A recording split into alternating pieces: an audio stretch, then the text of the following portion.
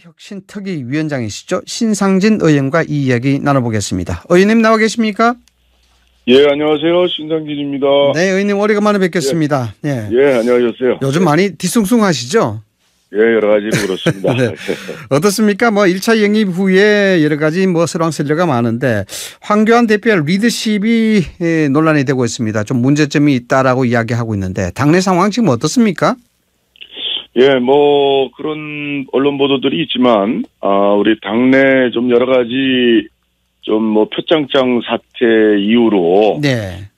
조국 퇴진으로 인한 한국당의 그 지지율이 좀 상승했다가, 네. 그 이후로 계속 좀 지금 안 좋아지고 있는데, 글쎄, 당이 좀 빨리 그런, 민주적 어떤 의사 시스템이라든가, 좀 신중성이라든가, 이런 네. 것들이 좀 확립이 되고 또 황 대표 그 주변에 이제 여러 가지 조언을 하는 분들의 네.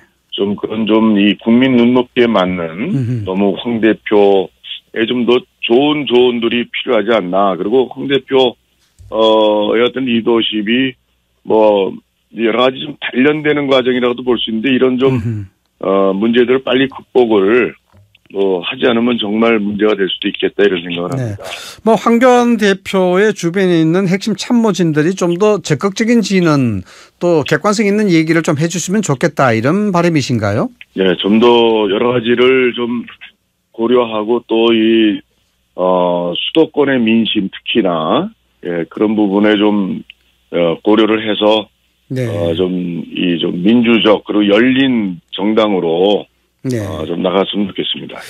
예, 의원님께서는 한국당 신정치특별 혁신특별위원회 위원장이시기도 한데 인재 영입에 대해서 어느 각 정당이나 지금 시기에 아주 분주할 것 같은데 의원님께서 보시기에 지금 한국당에 필요한 인재가 꼭 어떤 부분에 필요하다고 보십니까?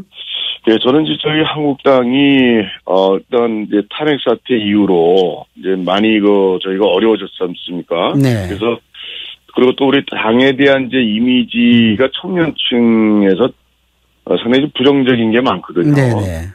그런 이유를 보면은 한국당의 왠지 꼰대 이미지, 네. 그리고 기득권에 어떤 안주하는 이미지. 이런 것들이 좀 많습니다. 웰빙 정당 같은 이미지라든가. 네. 특히 요즘 들어 대여 투쟁을 많이 해야 되는데, 그런 여러 가지 이미지들 때문에 그런 것을 좀 개선할 수 있고, 보완할 수 있는 그런 참신한 인재들이 네. 필요하다고 생각합니다. 네. 그래서 지금 그래서 그러자면 이제 무슨 소외계층을 대변할 수 있는 인물이라든가, 또 그런, 또 약자를 위해서 좀 일해온 분이라든가, 네.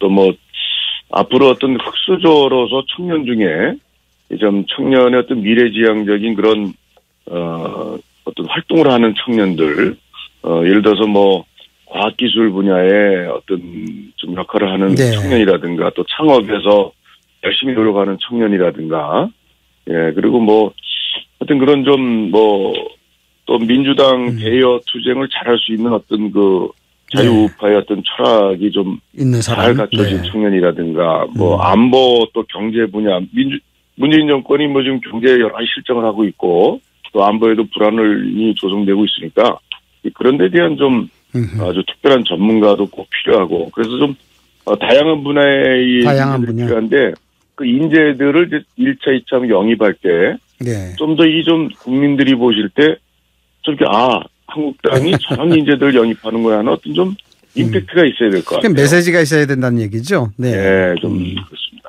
네, 인재 영입이라 그러면은 각 당에서도 다 고심하는 부분인데 결국 메시지가 좀 감동을 줄 수 있는 인재 영입이어야 된다. 또 약점을 보완할 수 있는 그런 인재 영입이 된다. 그런 의미로 좀 해석이 될 것 같은데 의원님 어떻습니까? 이제 박찬주 전 대장이 영입이 실패했는데 오늘 실패라기보다는 지금 보류라고 이야기를 하고 있습니다만 오늘 박찬주 전 대장이 기자회견 하지 않습니까? 예. 이 기자회견이 자칫 이게 당에 좀 부담이 되지 않을까요? 글쎄요, 내용이 뭔지 아주 저도 잘 확실히 모르겠는데요. 네. 결과 보고 이제 어떤 내용에 따라서 당에 부담이 될지 도움이 될지 판단해야 될 것 같습니다. 아직 나오질 않아서요. 예. 의원님 어떻습니까? 지금 황교안 대표는 2차 영입 인재 발표한다는 그런 입장을 밝히고 있는데 이게 지금 1차 영입에 대한 좀 이 미미한 부분 이런 것들을 좀 한꺼번에 반전할 수 있는 그런 반전 카드가 될까요? 글쎄, 그것도 뭐 2차 영입 명단이 어떻게 될지 아직 모르겠습니다만은 2차 영입에 근데 저는 좀 저희 당의 그 인재영입위원회 이야기를 들어보면 네. 좀 저희 당이 좀 많이 지금 현재 뭐 좋은 여건이 아니니까. 네. 이게 또 이 여당, 문재인 정부에서 또 이 적폐 세력으로 계속 언론을 많이 동원해가지고 한국당이 오늘 상당히 매일 그 아주 까고 있기 때문에. 네네. 한국당이 과연 잘 할 수 있는 정당인가에 대한 좀 그런 약하기 때문에 우리가 영입하고 싶은 훌륭한 인재분들이 아직 많이 몰려오는 상황 같지는 않아요. 네. 그런데 좀 이게 좀 자주 이렇게 꼭 인재 영입에 좀 한숨 고르고 좀 더 신중한 좀 인재 영입이 이루어져야 되지 않나 싶은데 조금 그런 부분에 있어서 좀 걱정이 되고 있습니다. 네, 뭐 지금 그렇게 급하게 서두를 이유가 있겠느냐 이렇게 보시는 거죠? 네, 좀 총선 기간이 아직 남았고 네. 그리고 아주 좋은 국민 누구나 공감하고 감동할 수 있는 인재가 없다면 좀 더 그런 부분은 더 찾고 좀 천천히 해도 되지 않을까 이런 생각이 듭니다. 일각에서는 말입니다. 의원님. 이 조국 사태가 진보 진영에만 타격 준 것이 아니라 보수 진영에도 개혁이라든가 변화할 수 있는 타이밍을 뺐다라는 그런 지도 좀 나오고 있는데 이런 것들을 감안해서 본다 그러면은 지금 민주당에서는 인재 영입 작업이라든가 물론 영입은 본격화되지 않았습니다마는 소위 쇄신하는 인적 쇄신 작업이 지금 적극적으로 추진될 그런 기미를 보이고 있거든요. 만약에 그렇다면 한국당도 인적 쇄신이라든가 이런 것부터 먼저 좀 실시하는 게 어떨까 싶은데 의원님 생각은 어떻습니까? 예, 사실 뭐 인적 쇄신과 인재 영입은 뭐 동전의 양면이라고 볼 수 있는데요. 네. 민주당은 사실은 뭐 저희 당하고 조건이 다르고 또 저희 당은 지금 뭐 대여 투쟁을 해야 되는 입장에서 뭐 또 여러 가지 또 장애 세력들도 많이 있고 네. 또 여러 가지 보수가 또 분열된 그런 모습이기 때문에 네. 저희가 좀 우선 민주당은 다르게 좀 더 인적 쇄신은 한다는 안은 가지고 있으되 네. 그런 부분을 우리 당내 어떤 대여투쟁 전열에 어떤 분란이 일어나고 지리멸렬해질 수 있는 위험도 있기 때문에 네. 예, 그런 점에서 좀 민주당과 다르게 좀 저희가 좀 더 신중하게 여러 가지 타이밍이나 이런 걸 좀 보면서 해야 되는 특수 조건에 있는 것 같습니다. 특수한 조건 비교하기가 좀 그러네요. 네, 단순 비교는 좀 그렇고요. 네. 네, 지금 뭐 바깥에서 보면 한국당을 바라보는 시각이 좀 아슬아슬합니다. 그래서 이 왜냐하면은 뭐 지도부하고 또 불화설이 있지 않느냐라는 그런 측면에서 보기 때문인데 원인으로 소통 부재를 먼저 꼽는 사람들이 참 많습니다. 이 소통 부재 왜 이런 얘기가 나온다고 보시는지요? 글쎄 저희가 이제 뭐 아마 인재 영입권으로 해서 소통 부재가 문제가 됐는데, 네. 이 인재 영입이 사실 조심스러운 면이 있거든요. 그렇죠. 이걸 뭐 공개적으로 했더만 본인이 고소하는 수도 있고, 네. 또 당내에서 인재 영입 문제는 없고, 또 뭐 논란이 사전에 벌어지고 하면 또 그것도 또, 인재 영입을 좀 아주 뜻깊게 좋게 성공적으로 하지 못한 것 이상으로 또 문제가 될 수 있습니다. 네. 그래서 조심스럽긴 하지만, 그런 부분이 아마 그럼 너무 좀 보완 의식이랄까? 뭐 그런데 좀 방점을 찍고 추진했던 게 아닌가 싶은데 네. 앞으로는 좀 인재 영입이 최소한 그 당내 그 지도부에서는 좀 더 긴밀한 좀 정보라든가 교환하면서 인재에 대한 여러 가지 우리가 뭐 정부에서 장관 뭐 임명하고 그러듯이 사전에 좀 충분한 좀 조사와 또 여러 가지 검토가 필요하다고 생각합니다. 몇몇 사람의 머리로만은 좀 어려운 부분도 있을 거거든요. 그래서 네. 좀 더 신중을 기하고 소통하면서 했으면 좋겠습니다. 네, 뭐 인재 영입이라는 것이 몇 사람의 의견으로 되는 것이 아니고 당 조직의 시스템으로 이루어져야 된다. 뭐 그런 얘기가 아닌가 하는 생각이 듭니다. 또 하나는 이제 좀 이렇게 공개 모집을 해서 네네. 한편에서는 좀 이 공개적으로 인재를 좀 널리 모집하는 그런 방법도 구사를 했으면 좋겠습니다. 네.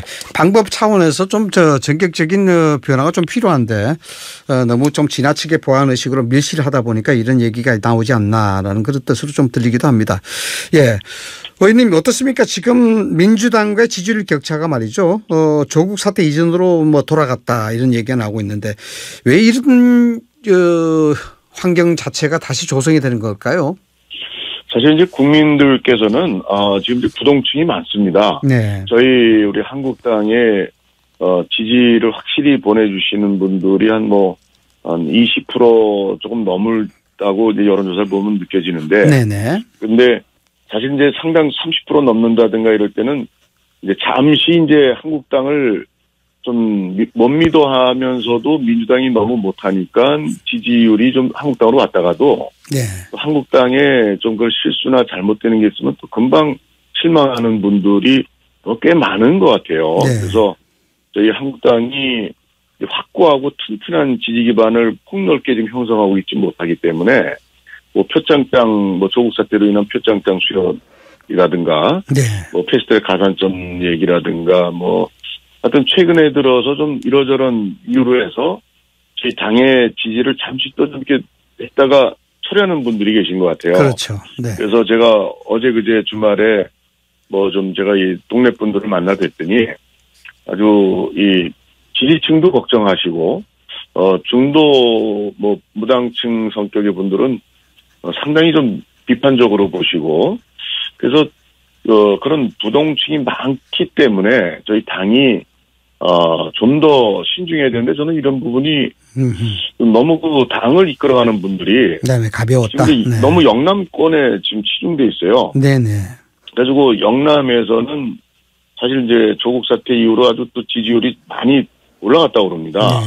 분위기도 좋아졌고요. 그런데 그런 주변의 인식으로 이 당을 좀 이끌어갔다가는 이 수도권의 이 참 아주 어려운 지역의 이 정서를 이끌어갈 수가 없어요. 네. 그래서 저는 좀 특히나 내년 총선을 앞두고서는 중도층, 부동층의 마음을 사는 게 중요하기 때문에 그런 부분에 좀 치중하는 그런 전략과 그런 좀 행태들이 좀 이루어졌으면 이런 생각입니다. 그런 것 때문에 좀 지지율이 많이 굉장히 가변적이고 내년 총선까지 이것이 어떻게 전개될지 매우 걱정되는 상황이죠. 예.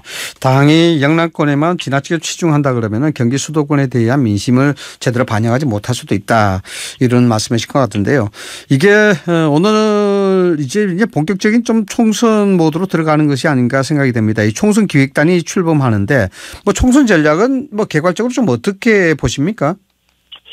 총선 전략인 건 저희 당으로서 제일 중요한 게 이제 수도권 유권자들의 이 민심을 저희가 얻는 거죠. 네. 그리고 그러기 위해서 이제 합리적 보수 또는 지난번 탄핵 사태 이후로 마음을 돌렸던 보수층들 그리고 좀 부동층에 대한 지지를 얻기 위해서 저희가 모든 정책과 네. 모든 저희 좀 이 당의 어떤 운영이나 좀 표현되는 바들이 좀 더 부동층의 마음을 우리가 얻을 수 있는 그런 전략이 중요하다고 생각합니다. 네네. 그걸 잣대로 해서 저희의 모든 앞으로는 총선기획단이 이제 구성되는 만큼 총선기획단에서 단순한 어떤 공천이나 이런 문제뿐 아니라 그걸 넘어서서 당이 전체적으로 총선에 승리하기 위한 전략을 어떻게 구사할 것인가 이런 거를 좀 큰 틀에서 네. 방향을 정해놓고 좀 추진돼야 되지 않겠나 이렇게 생각하고 있습니다. 네. 의원님 이제 민주당에서는 공천안을 대체적으로 좀 밝히고 있는데 4명 중에 1명 정도가 바뀔 것이다 이런 얘기도 나오고 있습니다. 신정치특위 위원장으로 계셨었는데 청년 여성 후보자에게 30% 공천 가산점 부여하겠다. 이 혁신안을 지난 7월에 지도부에 냈었는데 후속 논의가 어떻게 돼가고 있습니까? 네, 저희가 그 당시에 마련한 거는 이제 이 정치 신인에 대해서는 50% 가산점을 준다고 그랬고요. 네네. 그리고 청년도 최대 40%. 네. 그래서 이제 그 편차를 두고요. 여성 30% 이렇게 사회적 약자, 이렇게 또 정치적 약자 부분에 또 30% 최대 30%까지 이렇게 쭉 뒀는데, 지금 이제 그게 아까 말씀드렸듯이 저희 당이 처한 입장이 굉장히 이 분란이 일어나서 대여 투쟁에 이 고삐가 느슨해지고 네. 전열이 흐트러지는 것에 대해서 사실은 대단히 좀 걱정들을 하고 있는 상태이기 때문에 그 확정을 빨리 짓는 것은 그런데 문제가 된다 해서 네, 확정에 어려움이 있다. 네. 예, 당 지도부에서 좀 공관위가 구성되거나 총선기획단 좀 마무리 단계에서나 이렇게 좀 늦춰서 좀 결정하려고 그런 것 같아요. 네. 그래서 그런 상태고요. 근데 민주당이 지금 하위 20% 이렇게 좀 그렇죠. 룰을 정하고 있지만 저희 쪽은 사실은 민주당보다 시스템에 의해서 더 많은 이제 교체가 될 인적 추진이 되는 그건 네. 아닌데 그래서 그 부분은 저희가 좀 정당마다 처한 조건이 다르기 때문에 그것을 지금 이제 민주당은 저러는데 왜 한국당은 어떻게 된 거냐라는 이제 세간의 관심이 많으시지만 걱정을 많이 하시죠. 네. 예, 근데 이제 아마 저희도 이제 11월 접어들고 이제 연말 얼마 안 남아서 조만간 검토해서 그런 안이 제출되지 확정되지 않을까 싶고요. 저희는 하여튼 민주당보다 더 큰 인적 쇄신이 네. 필요하다고 우리 혁신이 안이 나왔고 당기노부에서도 결정을 이렇게 해나가지 않을까 이렇게 희망하고 있습니다. 일전에 의원님께서도 저희 방송에 인터뷰를 하시면서 절반 정도 가까이 물갈이가 될 것이다 이렇게 이야기하셨는데 폭이 민주당보다 크다는 말씀이시죠? 네. 예, 근데 이 사실은 민주당도요. 과거 이 총선에서 보면 공천이 30%또 40% 이렇게 또 물갈이 된 적이 있어요. 네네. 그러니까 요번에 나오는 20% 하위 20% 플러스 불출마자에서 폭이 30% 넓다라고 정도 물갈이 될 거다라는데 그 이렇게 크게 인적 쇄신을 크게 하겠다는 내용은 아닙니다. 네. 과거에 비춰봐서. 네. 자, 이 호칭을 생략하고요. 홍준표, 김병준, 김태호 이런 분들이 영남 지역 출마 의사 밝히고 있습니다. 이게 좀 곱지 않은 시선들도 있을 것 같은데 의원님 생각은 어떻습니까? 글쎄요. 저는 이제 이게 정치에 상당히 비중 있는 분들이지 않습니까? 네. 이 당이 어려울 때 영남권에 다 이렇게 비중 있는 분들이 좋은 자리 차지하려고 이렇게 네. 하는 것 같은 모습으로 국민들이 보실 것 같아요. 네. 이제 한쪽에서 인적 쇄신해야 된다, 또 인재 영입한다 그러는데 이렇게 당에 이제 비중 있는 분들이 좀 수도권이 굉장히 어렵거든요. 지금 저희 네. 저 경기 성남 같은데 중원구 같은데 굉장히 어렵습니다. 이런 좀 험지에 나가야 된다. 분들이 네. 저희 지역 제가 있는 지역 같은데 오신다면 저는 충분히 좀 양보할 생각이 있는데. 의원님께서 양보까지 하시겠다. 네, 흠지니까. 당에서 좀 네. 희생하는 모습의 정치인들이 좀 있었으면 좋겠어요. 그렇죠. 네. 네, 그래서 이 각자 국회의원이 되면 뭐합니까? 이 당이 보수가 무너지고 나라가 무너질 판에 네. 그렇게 걱정들은 하고 계시거든요, 전부 다. 네. 근데 이게 자기 자리 찾을 것이 아니라 좀 희생하고 좀 국민의 감동을 주는 그런 했으면 좋겠는데 저도 사실은 수도권에서 저희 지역 중원구가 굉장히 어려운데요. 제일 그렇죠. 어렵습니다. 네. 근데 저는 여기를 버리고 어디 더 험지를 갈 수가 없어요. 솔직히 그래서 네. 저를 지역구 차원에서 이제 희생하기 굉장히 좀 난감한데 저는 이렇게 좀 훌륭하고 좀 인지도가 굉장히 높은 이런 오래 정치를 하는 비중 있는 분들이 좀 중요한 결단들을 좀 내려서 네, 솔선수범해서 네. 나와야 되지 않겠냐. 네. 이렇게 생각합니다. 네, 말씀하신 중에 참 희생과 감동이라는 말이 가슴에 참 많이 와닿습니다. 자, 의원님 마지막으로 한 가지만 더 여쭙겠습니다. 네. 어제부터 계속 논란이 됐었는데 청와대 강기정 수석이 국정감사장에서 나경원 대표의 질의 여기에 대해서 상당히 좀 고성을 지르는 그런 모습을 보였는데 한마디 코멘트 하신다면 어떻습니까? 예, 정말 전 보지 못한 광경이죠. 그리고 겪어보지 못한 나라를 만들겠다고 했던 그 문재인 대통령의 취임 인사였듯이 요즘에 벌어지는 일들이 정말 너무 좀 뜻밖의 일들이 많은데 네. 어쨌든 여든 야든 국민을 대신해서 대의 정치를 하고 있는 국회 청와대 권력자들이 와서 네. 그런 모습을 보여주는 것은 국민에 대한 도전이라고 보고요. 국민에 대한 도전이다. 네. 그것은 정말 이 문재인 정부가 청와대가 얼마나 이 오만과 이 독선으로 또 야당을 우습게 보는지 또한 그것은 국민을 또 얼마나 마음속으로 우습게 보고 이 정치에 이용하는 그런 철학들을 가진 그런 행태가 아닌가. 네. 그래서 저는 사실 그런 부분이 좀 내부적 성찰이 있지 않고서는 문재인 정부는 성공할 수 없고, 정말 나라의 전체 운명까지도 참 위험에 빠뜨릴 수 있는 그런 태도들이 아닌가. 네. 권력의 핵심이 얼마나 중요합니까? 네. 정말 심히 걱정되는 부분이었습니다. 네, 알겠습니다. 지금까지 신상진 자유한국당 의원이었습니다. 의원님 오늘 말씀 감사합니다. 네, 감사합니다.